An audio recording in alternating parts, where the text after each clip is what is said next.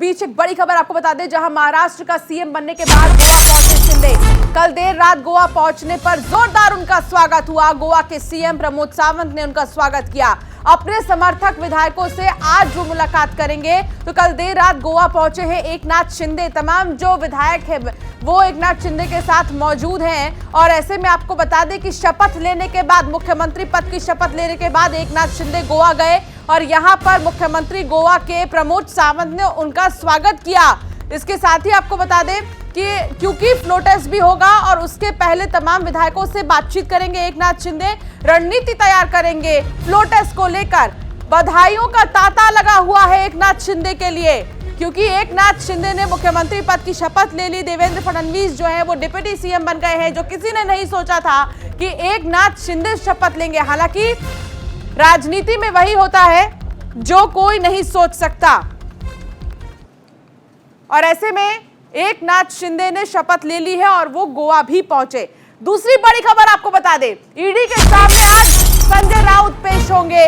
Money laundering के मामले में पेशी होगी। दोपहर 12 बजे ईडी दफ्तर में पूछताछ होगी। संजय राउत ने समर्थकों से अपील की है, ईडी दफ्तर के बाहर न आए समर्थक। संजय राउत ने कहा कि ईडी दफ्तर के बाहर समर्थक न आए। उन्होंने ट्वीट कर अपील की है। और आपको बता दें कि जमीन घोटाले से जुड़ा ये पूरा मामला है, जिसमें संजय राउत को आज ईडी के सामने पेश होना है। और ये दूसरी बार है जब ईडी ने समन भेजा है। पीयूष हमारे सहयोगी हमारे साथ जुड़ गए हैं। सबसे पहली बात तो ये कि महाराष्ट्र की सियासत में जो संग्राम मचा था और अब वो थम गया है, कहीं ना कहीं उस पर पूर्ण विराम लग गया है। पीयूष, जो किसी ने नहीं सोचा था वही हुआ और इसीलिए इसको राजनीति कहते हैं, जिसमें राज छुपा हुआ है। यानी कि एकनाथ शिंदे ने जैसे ही लिया शपथ, उसके बाद अब वो गोवा पहुंचे, वहां गोवा में उनका स्वागत किया गया। आज वो मीटिंग करेंगे, तमाम विधायकों से बातचीत करेंगे। क्या रणनीति तैयार की जाएगी फ्लो टेस्ट के पहले? देखिए, निश्चित तौर पर आज जिस तरह से शिंदे पहुंचे हुए हैं गोवा और देर रात, और उसके बाद आज विधायकों के साथ वो बैठक करेंगे। आगे की क्या रणनीति होगी, क्योंकि अब उन्होंने कल हम लोग जब वहाँ राजभवन में मौजूद थे और तमाम लोगों से बातचीत कर रहे थे कि आखिर ये सरकार जो बनी है ये शिवसेना से बागी गुट और भाजपा गठबंधन की सरकार है या फिर किसकी सरकार है, क्या कहेंगे, किस गठबंधन की सरकार है। तो वहाँ मौजूद तमाम लोगों ने ये बात कही थी, ये शिवसेना और भाजपा गठबंधन की सरकार है। तो ऐसे में आप एक चीज़ समझ लीजिए कि अब पूरी की पूरी पार्टी की तरफ से रिप्रेजेंट करने का जो काम है वो एकनाथ शिंदे को करना है। और एकनाथ शिंदे आखिर कैसे उस पूरी शिवसेना को अपने साथ जोड़ पाते हैं, ये बड़ा सवाल है। हालांकि शिवसेना से जिस मेजॉरिटी में विधायक उनके साथ बगावत कर उनके साथ खड़े हुए, उनकी संख्या तकरीबन 40 के आसपास है। तो ऐसे में साफ है कि 40 विधायक जो शिवसेना से बगावत करके आए हैं उनको भी किस तरह से संतुष्ट करते हैं, क्योंकि तमाम ऐसे होंगे जिन्हें मंत्री बनाना होगा। भारतीय जनता पार्टी से भी तमाम विधायक जो हैं वो मंत्री बनेंगे, तो उनको किस तरह संतुष्ट करते हैं, तमाम ऐसी बातें होंगी। आज तमाम वो बैठक करेंगे, बैठक करके उन विधायकों से बात करेंगे जो उनके साथ बगावत करके साथ खड़े रहे, गुवाहाटी तक पहुँचे और गुवाहाटी से वापस अब गोवा तक आए हुए हैं। वापस वो मुंबई कब आएंगे, किस तरह से उनकी सिक्योरिटी को लेकर क्या होगा, क्योंकि अब मुख्यमंत्री की कुर्सी पर एकनाथ शिंदे बैठे हुए हैं। बिल्कुल आप ठीक कह रहे हैं, लेकिन एक चीज ये भी देखिए पीयूष, जो खाका तैयार किया गया था, जो अटकलें लगाई जा रही थी, तमाम जो न्यूज चैनल्स है वो भी यही चला रहे थे और सबको यही उम्मीद थी कि एकनाथ शिंदे डिप्टी सीएम बनेंगे, लेकिन वो बने मुख्यमंत्री। अब यहाँ पर सवाल यह आता है कि किन किन लोगों को प्रभार दिया जाएगा और कौन सा प्रभार दिया जाएगा, किसके पाले से कितने लोगों को मंत्री बनाया जाएगा। क्योंकि अब महाराष्ट्र की सियासत को लेकर कोई भी संभावना जताना या अटकलें लगाना, कह सकते हैं हम कि शायद इसका उल्टा ही हो जाए। देखिए, बिल्कुल मैंने पहले भी 1-2-3 बातें कही थी कि महाराष्ट्र की सियासत उसी तरह है जिस तरह मुंबई की बारिश है, वो भी कभी होती है कभी नहीं होती है, कभी लगातार होती है। जैसे अभी पिछले 48 घंटे हो गए हैं लगातार बारिश हो रही है। तो आप एक चीज़ ये समझ लीजिए कि जिस तरह से महाराष्ट्र में राजनीतिक गतिरोध शुरू होता है, उसके बाद एक के बाद एक नई नई चीज़ें उसमें एंट्री करती हैं। और ऐसे में ही शाम को जब देवेंद्र फडणवीस राजभवन पहुंचे, तब तक लोगों को यही अनुमान था कि देवेंद्र फडणवीस ही शपथ लेंगे। लेकिन जब देवेंद्र फडणवीस भगत सिंह कोश्यारी से मिलकर वापस आते हैं प्रेस कॉन्फ्रेंस में और वो अनाउंसमेंट करते हैं एकनाथ शिंदे की, तो खुद वहां बैठे जो भारतीय जनता पार्टी के लोग थे, पंकजा मुंडे से मैंने बात की, मैंने उनसे पूछा कि क्या आपको पता था कि एकनाथ शिंदे मुख्यमंत्री बनेंगे, तो उन्होंने कहा नहीं, ये हमें नहीं मालूम था, ये पार्टी का निर्णय है और दो नेताओं का निर्णय है। और उसके बाद क्योंकि दोनों नेताओं की जैसे एकनाथ शिंदे कल्पना खुद वहां पर मौजूद लोगों ने भी नहीं की होगी, ये इतना बड़ा राज था। खैर, अब संजय राउत की भी बात करते हैं पीयूष, क्योंकि आज संजय राउत को पेश होना है ईडी के समक्ष। उन्होंने ट्वीट कर अपने समर्थकों से अपील की है कि ईडी दफ्तर के बाहर ना आए। अब ये दूसरी बार है जब ईडी ने समन भेजा है। संजय राउत आज जाएंगे, कितने बजे तक जाएंगे संजय राउत? 12 बजे उन्होंने कहा है कि वो ईडी के समक्ष पेश होंगे और ईडी ने उनको दूसरा सम्मन किया है। इसके पहले जब सम्मन हुआ था तो उन्होंने अपने वकील के माध्यम से ईडी में हाजिर हुए थे और वकील ने कहा था कि अभी उनकी बहुत व्यस्तता है, इसलिए उन्हें 14 दिन की मोहलत दी जाए, लेकिन ईडी ने 14 दिन की मोहलत नहीं दी। ईडी ने दूसरा सम्मन जारी कर दिया उसी दिन शाम को, और वो सम्मन आज की तारीख का था, 1 तारीख का। तो आज संजय राउत ने ट्वीट करके कहा है कि वो ईडी के दफ्तर जाएंगे और अपने समर्थकों से उन्होंने अनुरोध किया है कि कृपया वो कार्यालय पर ना पहुंचें, कार्यालय को ना घेरें। वो ईडी का सम्मान करते हैं, सम्मान का सम्मान करते हैं और कानून का सम्मान करते हैं। बहुत शुक्रिया पीयूष तमाम जानकारी साझा करने के लिए। इस बीच उदयपुर से खबर, जहां पुलिस प्रशासन अलर्ट पर है, जुमे की नमाज और रथ यात्रा को लेकर अलर्ट पर है। राजस्थान में इंटरनेट सेवा बंद, शाम 5 बजे तक इंटरनेट सेवाओं को बंद किया गया है। राजस्थान में धारा 144 लागू कर दिया गया है। जुमे की नमाज को देखते हुए रथ यात्रा को लेकर अलर्ट जारी किया गया है। चप्पे चप्पे पर पुलिस प्रशासन है, कई जगहों पर कर्फ्यू लगाया। पूरे राजस्थान में धारा 144 लागू है। शाम 5 बजे तक इंटरनेट सेवाओं को भी बंद किया गया है ताकि किसी भी तरह की कोई अप्रिय घटना न घटे।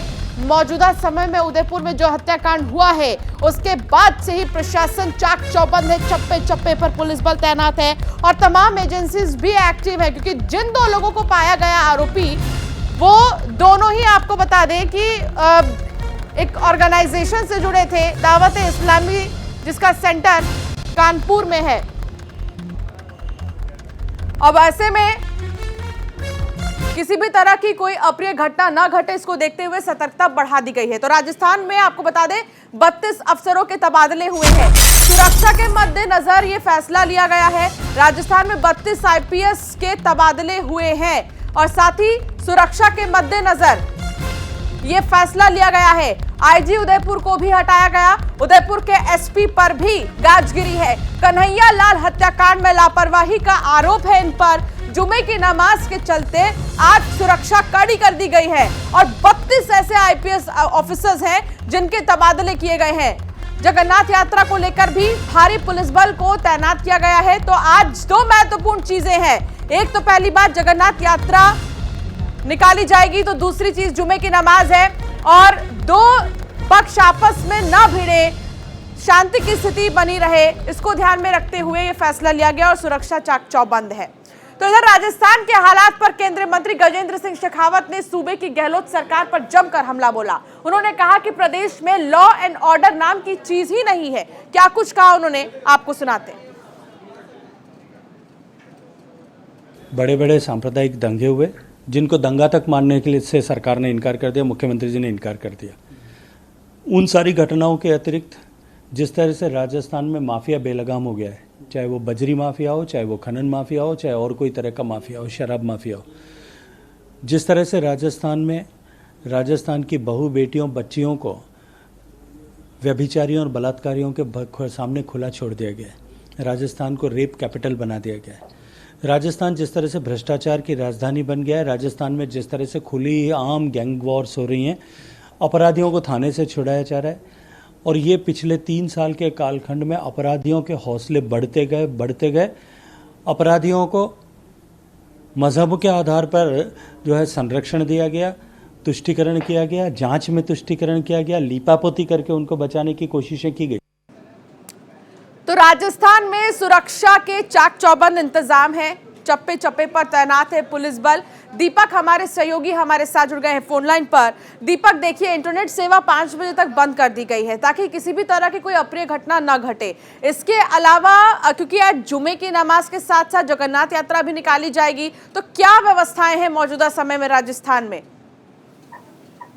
देखिए बिल्कुल आज उदयपुर पुलिस के लिए एक बड़ा चैलेंज है। शुक्रवार का दिन बहुत महत्वपूर्ण दिन है क्योंकि आज दो बड़े जो घटनाक्रम है वो होने वाले। एक जगन्नाथ जो यात्रा है वो निकलने वाली है जिसमें अनुमान लगाया जाता है कि लाखों की तादाद में लोग जो है वो शामिल हो सकते हैं। आपने देखा कि उदयपुर में जिस तरह से प्रदर्शन हुआ था उसमें कितने लोग सड़कों पर थे, उससे ज्यादा लोग जो है आज इस यात्रा में निकल सकते हैं। वहीं दूसरी ओर शाम को जो है नमाज अदा की जानी है, तो ये भी एक महत्वपूर्ण जिम्मेदारी है। तो दोनों पक्ष में जो है टकराव की स्थिति ना बने, इसको लेकर पुलिस प्रशासन पूरी तरह से अलर्ट है और इसके अलावा समझाइश जो है लगातार जारी है। इसके अलावा जयपुर की मैं बात करूँ तो जयपुर में भी इस तरह की यात्राएं जो है निकलती है। हालांकि जयपुर में इस तरह की यात्रा निकलेगी या नहीं निकलेगी वो अभी एक जांच का विषय। सुबह का समय शायद 10-11 बजे प्रशासन इसकी अनुमति देगा या नहीं देगा वो बहुत कुछ क्लियर हो जाएगा। तो कह सकते हो कि आज शुक्रवार का दिन पुलिस के लिए बहुत ज्यादा महत्वपूर्ण है। इसके अलावा दोनों आरोपियों की मैं बात करूं, दोनों आरोपियों को जो है कोर्ट में पेश करके 14 दिन की जेल में भेजा है।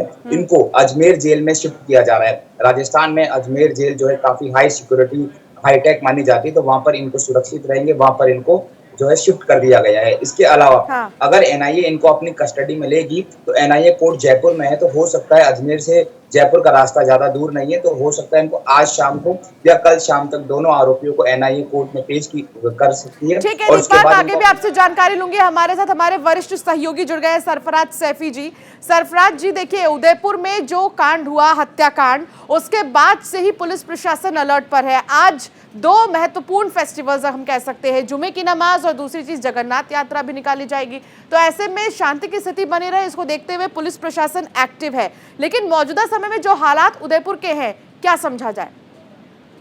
देखिए अंशिका, आप जानते हैं कि जिस तरीके से उदयपुर में एक संवेदनशील इलाका ये माना जाता है, शांति वाला इलाका माना जाता है, टूरिस्ट प्लेस माना जाता है, लेकिन जिस तरीके से एक शख्स की बेरहमी से हत्या कर दी गई, उसके बाद तनाव का माहौल है।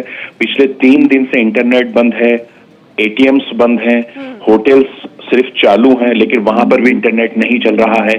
इसके अलावा जो यहाँ के हालात हैं वो बहुत ज्यादा ठीक नहीं है। और दूसरी बात यह है कि कल इलाके के राजस्थान के डीजीपी यहाँ पर आए, उन्होंने मौके का जायजा लिया। उसके बाद सूबे के मुख्यमंत्री आते हैं और उसके बाद में यहाँ आकर उनसे उसके परिवार से बातचीत करते हैं। 51 लाख रुपए और दोनों भाइयों को नौकरी देने की बात करते हैं। लेकिन सबसे बड़ी बात यह है कि आज, क्योंकि जैसे दीपक भी बता रहे थे कि आज एक तो जुमा है, जुमे की नमाज 12 बजे लेकर 1 बजे तक होती है और उसके बाद में 3 बजे से जगन्नाथ यात्रा यहाँ पर निकाली जाएगी। जगन्नाथ यात्रा चूंकि बड़े लेवल पर निकाली जाती है, लाखों लोग यहाँ पर शामिल होते हैं और सिक्योरिटी को लेकर किसी तरह की अनहोनी ना हो तो राज्य सरकार ने, पुलिस ने इस पूरे इलाके को छावनी में तब्दील कर दिया गया है। बड़ी तादाद में पुलिस को तैनात कर दिया गया है, अतिरिक्त फोर्स यहाँ पर बुला ली गई है। और टाइमिंग को लेकर चूंकि मुस्लिम समाज से भी अपील की गई है कि यहाँ पर किसी तरह की अनहोनी ना हो, ज्यादा से ज्यादा घरों में नमाज अदा की जाए। अगर मान लीजिए कि कोई नमाज पढ़ने के लिए जाता है और किसी तरह की कहासुनी हो जाए तो अलग हो जाए, इस तरह की बात यहाँ के जिम्मेदार लोगों ने बताई है। दूसरी तरफ जो जगन्नाथ यात्रा यहाँ पर निकाली जाएगी उस पर भी पुलिस का बहुत ज्यादा पहरा होना है, क्योंकि सुरक्षा के लिहाज से अभी बहुत ज्यादा अहम है। और इसीलिए राज्य सरकार ने सिक्योरिटी के हिसाब से यहाँ पर जो इंटरनेट सेवा है वो बंद कर दी गई है, लोगों को अवेयरनेस करने की तैयारी की जा रही है। इस तरीके से यहाँ के हालात चूंकि अभी ठीक नहीं है लेकिन अंडर कंट्रोल है।